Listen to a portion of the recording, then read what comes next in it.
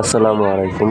Sarcina মাহফিলের দোকানে ভোর 4:30 দিকে একটি পকেটমার ধরা পড়ল।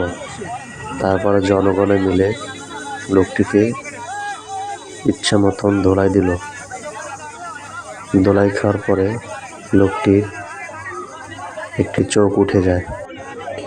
ভিডিওটি না টেনে সম্পূর্ণ দেখুন, তাহলে বুঝতে পারবেন।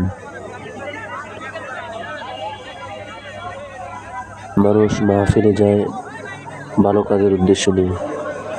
এই সকল চোর যায়, এই সকল মানুষ যায় চুরি করতে।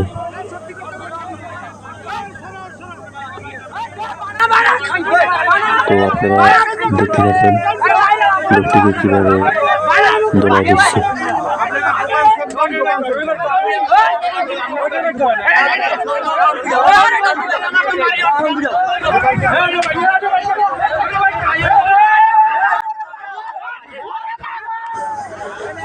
এখনই আপনারা দেখতে পারবেন লোকটিকে একটা পিছন থেকে লোক এসে কীভাবে তাকে একটা ঘুষি মারার পরেই লোকটির চোখ উঠে গেল।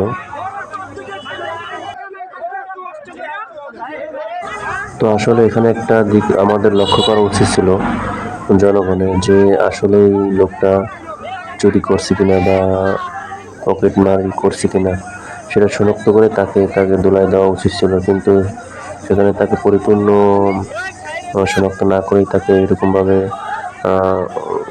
রক্তাক্ত করা ঠিক হয় নাই। প্রাথমিক অবস্থায় তাকে পুলিশের আওতায় আইনের অবস্থা আনা উচিত ছিল। আমার কাছে সেটাই মনে হয়। তো আপনাদের কাছে কি মনে হয় সেটা বলবেন।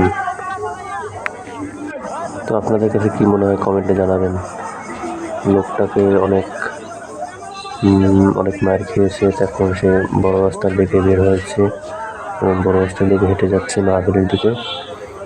তো এই পর্যন্তই। আল্লাহ হাফেজ। ভিডিওটা ভালো লাগলে শেয়ার করেন।